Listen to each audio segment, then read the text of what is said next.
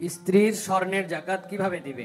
স্বামী নাকি স্ত্রী দিবে? স্ত্রীর যদি আয় রোজগার না থাকে কিন্তু স্বর্ণ আছে, তাহলে তার জাকাত কিভাবে আদায় করবে? ভাইরা আমার, স্ত্রীর স্বর্ণের জাকাত কে দিবে? স্ত্রীর স্বর্ণের জাকাত দিবেন যিনি স্বর্ণের মালিক। এখন প্রশ্ন হলো, স্ত্রীর স্বর্ণের মালিক কে? কে বলে স্ত্রী? আপনি দিয়ে দিচ্ছেন একসাথে? ঠিক আছে, এদিকে একবার বলছেন স্বামী, আমার ভাই মুফতি মোহাম্মদ আলী ভাই বলছেন স্ত্রী।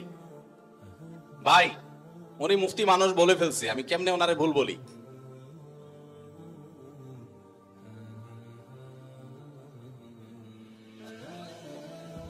মাশাআল্লাহ মাশাআল্লাহ।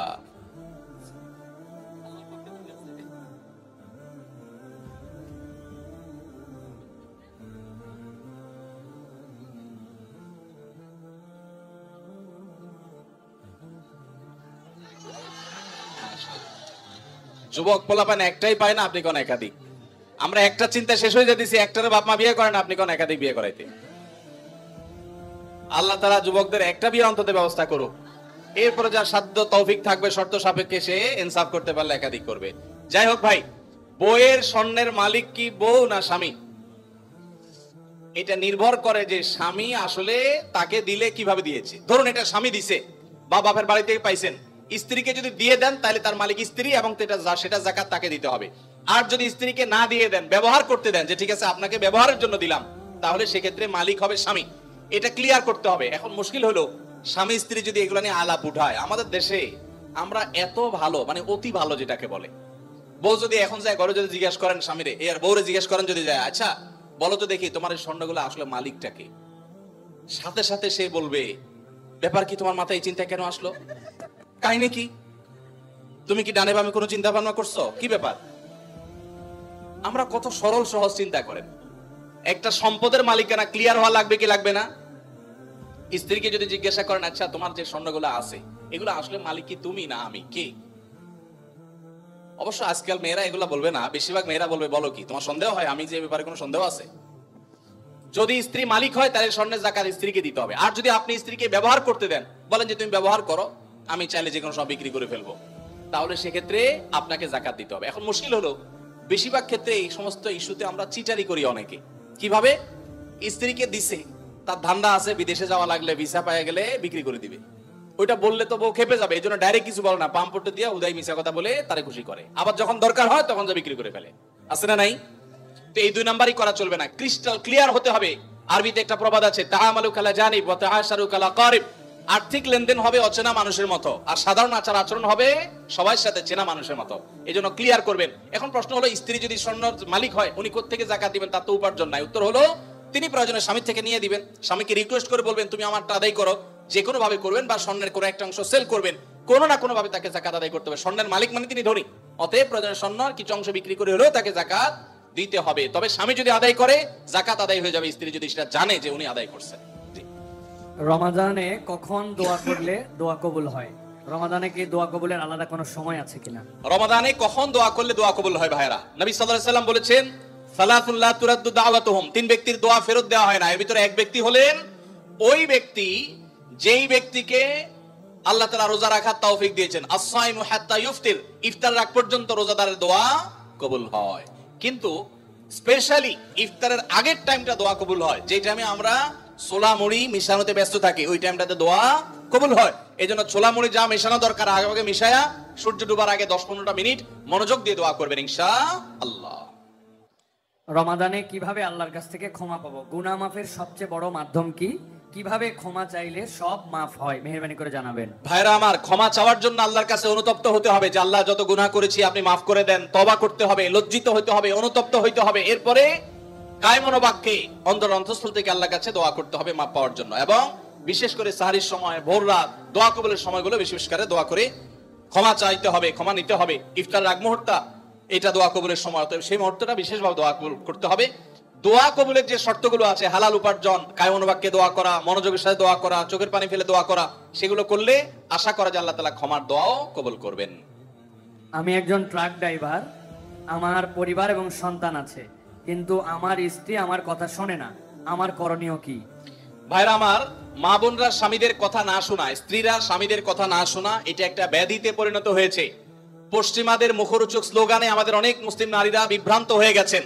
মনে রাখবেন, কোন নারী যত রকম ইবাদত বন্দেগী করো, তিনি যদি স্বামীর সাথে সবসময় আড়াআড়ি করা, স্বামীকে ইগনোর করা, অমান্য করার মানসিকতা তার মধ্যে তৈরি হয়, তাহলে তিনি কখনো নেককার মুসলিম নারী হতে পারেন না।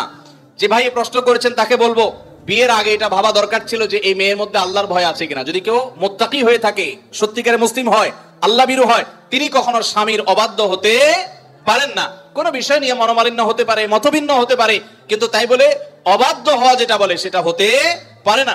এখন এই বোনকে আপনি মোটিভেশন দেন, তাকে ভালো মুসলমান বানাবার চেষ্টা করেন, আপনার কথা শোনানোর চাইতে তাকে আল্লাহর আনুগত্য করেন, আল্লাহর আনুগত্যে আনেন। আল্লাহর আনুগত্যে আসলে সে স্বামীর কথা এমনি শুনবে ইনশাআল্লাহ। শেষ করি, মনে হয় সময় অনেক হয়েছে। ভাই ধরো ইয়ে চলে যাচ্ছে। আচ্ছা, শেষ প্রশ্ন। জি। পরিচিত এক হিন্দু বোনের প্রশ্ন, যে সন্তানটা মুসলিম বাবা মার ঘরে জন্ম হয় সে সাধারণত মুসলিম হিসেবে জীবন অতিবাহিত করে, আর যে সন্তান হিন্দু বাবা মার ঘরে জন্ম নেয় সে সনাতনী ধর্মে দীক্ষিত হয়।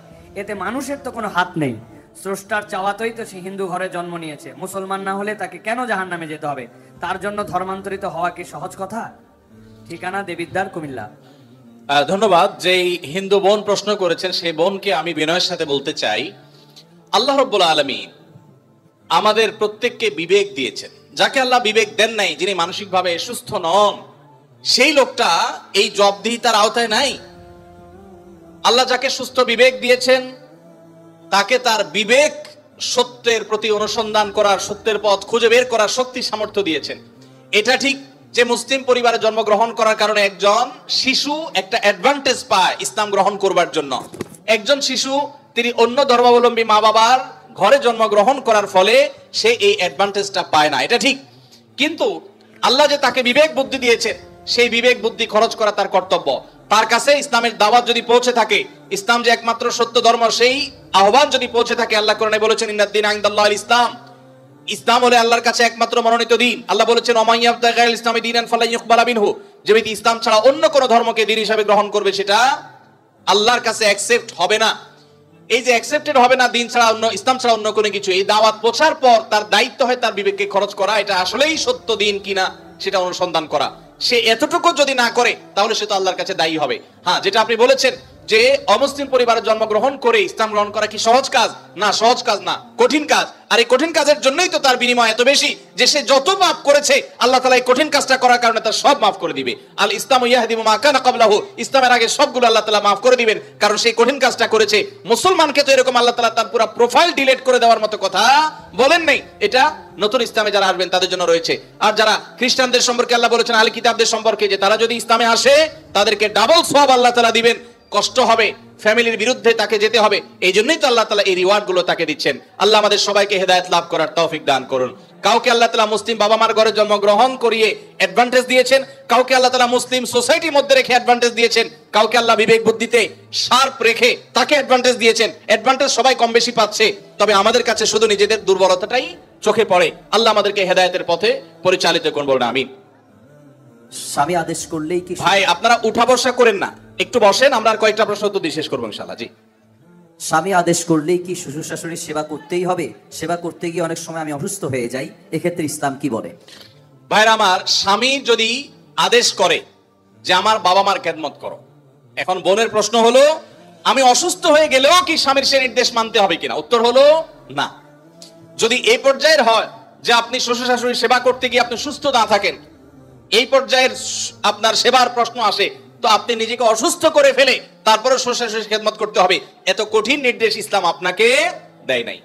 তবে এ জাতীয় ইস্যুতে আমি অনুরোধ করব, কোন ভালো বিচক্ষণ বিদগ্ধ আলেমের কাছে দেখা করে উভয়ের পরিস্থিতি পর্যালোচনা করে অ্যাসেসমেন্ট করিয়ে তারপর সমাধান নেওয়ার চেষ্টা করবেন। কারণ এখানে আপনার কাছে যেটাকে মনে হচ্ছে বাড়াবাড়ি, আদতে সেটা খুব নরমাল বিষয় হতে পারে। এজন্য তৃতীয় পক্ষের কারোর সহযোগিতা নিলে সেটা সবচেয়ে ভালো হয়। এই প্রশ্নোত্তরের সংক্ষিপ্ত সেশনে আমরা অল্প কথা উত্তর দিয়ে গেলে আপনার ভুল বোঝার সম্ভাবনা আছে। সেজন্য কোন দক্ষ আলেমের কাছে, বিচক্ষণ ইমাম সাহেবের কাছে গিয়ে দুজন মিলে তারপরে পুরো অবস্থা জানাবেন।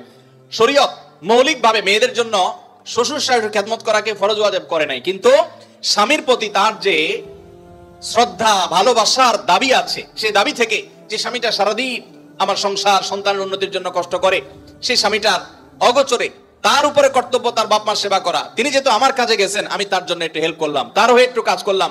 তাছাড়া মা বাবার মতো বয়সী মানুষ, তারা যখন আশেপাশে তাদের সেবা করার মানসিকতা থাকা দরকার। কিন্তু সেই সাথে এটাও ঠিক যে আমাদের সমাজে অনেক শ্বশুর শাশুড়ি আছে, আস্ত জোয়ান তাগড়া সুস্থ সবল, এরপরও সে আশা করে বসে থাকে বৌমা সব করে দিবে।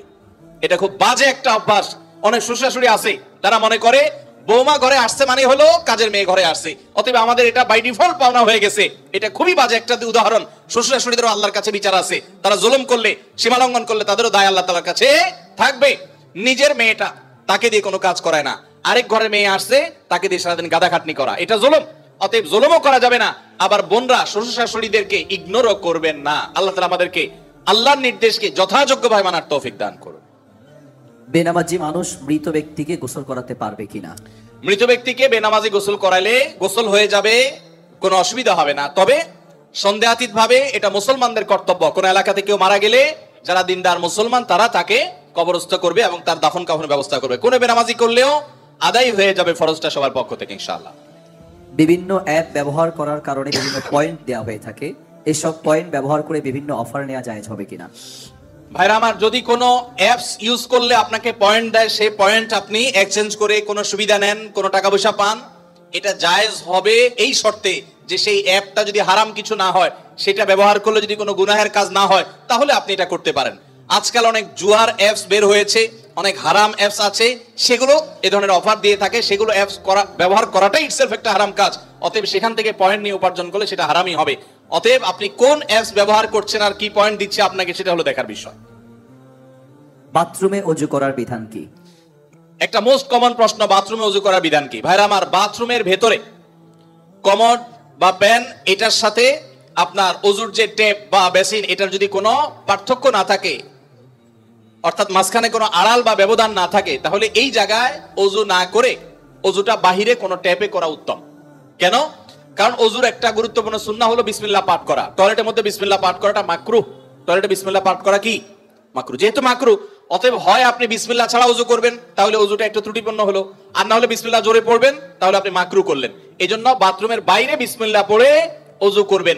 পা ধোয়াটা বেসিনে ধোয়ার ব্যবস্থা নাই, ভেতরে যায় ধুলেন, বাস, তাহলে হয়ে গেল।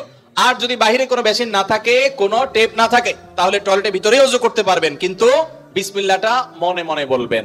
আর যদি নিজের বাসা হয়, তাহলে সেক্ষেত্রে মাঝখানে পার্টিশন দিয়ে দিলেন কমোড এবং ওযুর, অথবা আজকাল প্লাস্টিকের পর্দা পাওয়া যায়, সেগুলো দিয়ে দিলেন, তাহলে ইনশাআল্লাহ আপনার সেখানে বিসমিল্লাহ বলতে কোনো অসুবিধা নাই। টয়লেটের ভিতরে দিকেও ওযু করে, ওযু হয়ে যাবে, নামাজও হয়ে যাবে, কিন্তু উত্তম হলো বাহিরে করা। জি। কাউকে যদি কালো জাদু করা হয়, ব্ল্যাক ম্যাজিক করা হয়, তাহলে আমরা বুঝতে পারবো কিভাবে? এবং এই কালো জাদু থেকে বাঁচার উপায় কি? কোনো আলেমের কাছে যেতে হবে নাকি নিজে নিজে আমল করলেই চলবে? ভাইরা আমার, কাকে কালো জাদু করা হয়েছে, কাকে করা হয় নাই, এটা বোঝাটা খুবই সিম্পল এবং খুবই সহজ একটা ব্যাপার। বিশেষ করে কিছু আলামত আছে, যে আলামতগুলো খুব সহজেই দেখে বোঝা যায় এই লোকটা ব্ল্যাক ম্যাজিকের রোগী বা জাদুর রোগী। আপনারা জানেন যে আমাদের সমাজের এক শ্রেণীর মানুষ এই কালো জাদুতে বিশ্বাস করে না। যদি কেউ কোরআনের জীবন্ত মুজিজা আর অলৌকিকত্ব দেখতে চায়, তাহলে সে কালো জাদু গ্রস্ত রোগীর মধ্যে কোরআনের আয়াত দিয়ে যে ট্রিটমেন্ট করা হয়, এটা দেখে সে আল্লাহর কুদরত দেখতে পাবে, কোরআনের মিরাকল দেখতে পারে। তো কালো জাদু এটা কোনো মানুষকে আক্রান্ত করলে সচরাচর সাধারণত কোনো ওষুধে কোনো কাজ হয় না, কোনো চেক আপে কোনো রোগ ধরা পড়ে না, দিন দিন অসুস্থ হয়ে যায়, খুব ভয়ঙ্কর একটা পর্যায়ে চলে যায়। একটি বর্ণনা আছে, কালো জাদু এটা মানুষকে কবর পর্যন্ত আর ওটকে পাতিল পর্যন্ত নিয়ে যায়, তার মানে শেষ করে ফেলে দেয়, নানা রকমের ক্ষতিগ্রস্ত মানুষকে করে। এবং আজকাল আপনারা দেখেছেন অনেকেই বিভিন্ন ফুটবল টিমের ভালো ভালো খেলোয়াড়দেরকে কালো জাদু করা হয়, এবং এগুলো নিয়ে ইন্টারন্যাশনাল মিডিয়াগুলোতে বেশ ফলাও করে আপনার নিউজ প্রকাশ করা হয়, এবং সমস্ত দুনিয়াতে মানুষের কাছে ওপেন সিক্রেট এখন যে বড় বড় খেলোয়াড়দেরকে ব্ল্যাক ম্যাজিক করা হয়, এবং সেটার যে প্রভাব হয় সেটাও মানুষের কাছে দিনের আলো মতো পরিষ্কার। তাহলে আমার বুঝতে অসুবিধা কোথায়? বরং কোরআন যেটার কথা বলেছে সেটা বাস্তবায়ন দেখতে পেরে আমার ঈমান আরো বেড়ে যাওয়ার কথা। কিছু মানুষ আছে যে কোনো রোগ ধরা পড়ে না, কিন্তু অসুস্থ হয়ে যাচ্ছেন, অস্বাভাবিক পর্যায়ে হয়ে যাচ্ছেন, এরকম বিষয়গুলো কালো জাদুর আক্রান্ত হওয়ার আশঙ্কা অনেক বেশি। ঠিক একইভাবে অনেকের অতিরিক্ত হাই আসে, অতিরিক্ত সীমাতিরিক্ত হাই আসে। হাই তোলাটা কিছু একটা লিমিটেশন আছে, যে এই পর্যন্ত হাই তোলা এটা স্বাভাবিক, কিন্তু যখন অস্বাভাবিক পর্যায়ে পর্যন্ত চলে যাবে, তখন সেটা কোনো কোনো ক্ষেত্রে ব্ল্যাক ম্যাজিকের রোগী হওয়ার আলামত থাকে। দিন দিন শুকায় যাওয়া, নানা রকমের পরিস্থিতি আছে। সবচেয়ে বড় পরীক্ষা করার উপায় হলো সূরা বাকারা সহ বিভিন্ন রুকিয়ার অ্যাপস চালু করে দিলে, ভিডিও চালু করে দিলে, তেলাওয়াত চালু করে দিলে যদি এটা শোনার পরে অস্থির হয়, পেরেশান হয়, তাহলে এই লোকটার মধ্যে কালো জাদুর আশঙ্কা অনেক জোরালো, যে সে সহ্য করতে পারে না তেলাওয়াত। একজন সাদা মানুষ মুসলমান সহ্য করে, কিন্তু সে তেলাওয়াত বন্ধ করতে পারে, আজান সহ্য করতে পারে না। এরকম বিষয়গুলো সাধারণত ব্ল্যাক ম্যাজিক কাউকে করা হয়েছে তার একটা আলামত হয়। সবচেয়ে ভালো হয় ভালো কোনো রাকির কাছে গেলে তারা এটাকে অ্যাসেসমেন্ট করতে পারে বিভিন্ন ভাবে এবং ধরা পড়ে যে তার কালো জাদু হয়েছে কি হয় নাই। আজকাল এই আপনার রাকিদের নামে অনেক লোকজন আছে যারা কবিরাজি করে, উল্টাপাল্টা পদ্ধতি করে, ভালো মানুষও কালো জাদুর রোগী বানায় দেয়। অনেকে আছে নাম বাপের নাম বললে বলে দেয় যে জাদু করছে কি করছে না, এগুলো সবই বোগাস এবং এগুলো কোনো সঠিক পদ্ধতি না। আমার পরিচিত একজন বলল যে আমার এক দাদা বহু আগে মারা গেছেন, তো এরকম এক কবিরাজের কাছে যা বললাম আমার দাদার নামে এটা, তার বাপের নামে এটা, দেখেন তো তার কোনো জাদু টাদু আছে কিনা। বলে হায় হায় রে, শেষ করে ফেলছি, তো আর বেশি দিন বাঁচবে না, অথচ অনেক মরে শেষ। তো এরকম বন্ডামি ভাওতাবাজিও আছে। এই জন্য যারা কোরআন হাদিসের আলোকে রুকিয়া করে, ঝাড়ফুঁক করে, এরকম মানুষদের শরণাপন্ন হবেন। এই সমস্ত প্রশ্ন উত্তর দেওয়ার কারণে আমার কাছে সব ঝাড়ফুঁক নিতে আসে। আমি কোনো রাখি না ভাই, আমি নিজে অন্যদের কাছে ঝাড়ফুঁকের আমলটা নিতে হয়, অ্যাডভাইসটা নিতে হয়। ভাইরা আমার মনে হয় শেষ করা দরকার নাকি? আচ্ছা শেষটা বলেন। আমার শ্বশুরবাড়ির লোকজন আমার স্ত্রীকে জোর করে আমার কাছ থেকে আলাদা রাখে, অথচ আমার স্ত্রী আমার সাথেই থাকতে চায়, এক্ষেত্রে আমার করণীয় কি? আপনার ও প্রশ্ন, ঠিক আছে ভাই। অনেক কমবখ্ত বাপ মা আছে, হতভাগা বাপ মা আছে, কপাল পড়া, মেয়ে স্বামীর সংসার করতে চায় কিন্তু বাপ মা বাধা দেয়, আছে না নাই? মেয়েটা ভালো কিন্তু বাপ মা ফুসলায়, আরে আমার ভাতের অভাব পড়ছে না কিন্তু চলে আস। এর মতো কপাল পড়া বাপ মা আর হতে পারে না। বাইরে আমার বেশিরভাগ সংসারে স্বামী স্ত্রীর মধ্যে অশান্তি সৃষ্টি করে তৃতীয় পক্ষ। কারা করে? তৃতীয় পক্ষ। আমি এই জন্য বলি, সাক্ষাৎ শয়তান যদি দেখতে চান, একবারে আপাদমস্তক শয়তান, তাহলে স্বামী স্ত্রীর মধ্যে অশান্তি সৃষ্টি করার জন্য যে ভূমিকায় অবতীর্ণ হবে, এ হলো সাক্ষাৎ শয়তানের ভূমিকা অবতীর্ণ হয়েছে। কথাকে বুঝাতে পারছি? শয়তান সবচেয়ে খুশি হয় কোন কাজে জানা আছে আপনাদের? কোন কাজে সবচেয়ে বেশি শয়তান খুশি হয়? কোন সংসার ভেঙে দিলে, স্বামী স্ত্রীর মধ্যে বিচ্ছেদ হলে। আপনার হাদিস শুনছেন, প্রসিদ্ধ হাদিস, শয়তান তার সিংহাসন পানির উপরে স্থাপন করে এবং শয়তান তার চেলাদেরকে ছেড়ে দেয়। চেলারা সারাদিন আকাম কুকাম করে, সারাদিন অপকর্মের পরে ফিরে এসে তাদের দলনেতাকে বলে, আমি একজনকে খুন করিয়েছি একজনকে দিয়ে, আরেকজনকে দিয়ে একটা মিথ্যা বলিয়েছি, আরেকজনকে দিয়ে মাদকাসক্ত করিয়েছি, আরেকজনকে দিয়ে অমুক জেনা করিয়েছি। তখন শয়তান বলে, হ্যাঁ অবশ্যই কিছু না কিছু করেছ। কিন্তু যখন কোন শয়তান এসে বলে একজন স্বামী স্ত্রীর মধ্যে বিচ্ছেদ ঘটায় দিছি, তখন শয়তান বলে তুমি সবচেয়ে বড় কাজ করছো, সে সবচেয়ে বড় খুশি হয়। যে সমস্ত পুরুষেরা মহিলাদেরকে অথবা পুরুষদেরকে উস্কায়, দেখবেন যে অনেক মহিলাকে যায় অনেকে বলে, ভাবি আপনার মতো মানুষের সাথে ভাই রাগ করে কেমনে? মানে আপনার মতো এত ভালো, এত ভদ্র, এত রূপবতী মানুষটার সাথে রাগ করে যে কেমনে? এত পাষাণ সে কিভাবে হয়? বুঝবেন যে এই লোক হলো সাক্ষাৎ ইবলিস। আবার একই কথা ওই পুরুষ লোকটাকে যদি বলে যে ভাই আপনি তো রাজপুত্র, মাশাআল্লাহ, আপনার কপালে রাজরানী আসলেও কম হবে ভাই, তাহলে তার উস্কায় দিচ্ছে। তার মানে সে মনে মনে চিন্তা করবে, তাহলে আমার বউ এটা আমার জন্য আসলে মানায় না, আমি তাহলে এত বেশি যোগ্য পুরুষ। তাহলে তার স্বামীর সাথে, তার স্ত্রীর সাথে তার দূরত্ব বাড়বে কি বাড়বে না?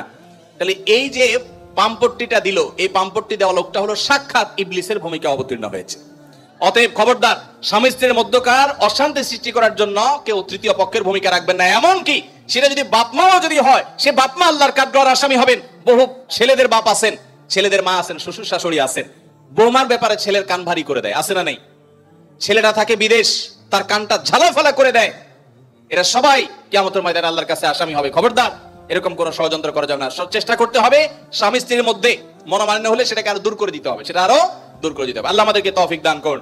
মসজিদের ইমাম সাহেবরা যারা আছেন, ফ্যামিলি কাউন্সিলিং করবেন।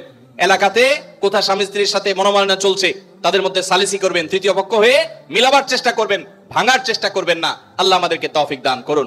যে মা বাপ তার মেয়েকে ফুসলাচ্ছে স্বামী সংসার না করার জন্য, যৌক্তিক শরঈ কোনো কারণ ছাড়া যদি এটা করেন, তারা কবিরা গুনাহে লিপ্ত হোক। তারা মা বাপ সন্তানকে তারা আল্লাহর নির্দেশ থেকে বাহিরে তারা নিতে চাচ্ছে। ফ্যামিলি ব্যবস্থাপনা এবং দাম্পত্য জীবনের সুখ শান্তি ইসলামে খুবই গুরুত্বপূর্ণ বিষয়। আল্লাহ তাআলা আমাদেরকে বোঝার তৌফিক দান করুন। ভাইরা আমার, আলহামদুলিল্লাহ দীর্ঘ সময় পর্যন্ত আপনারা অনেক কথা শুনেছেন, আর অনেক প্রশ্ন আমার কাছে ছিল।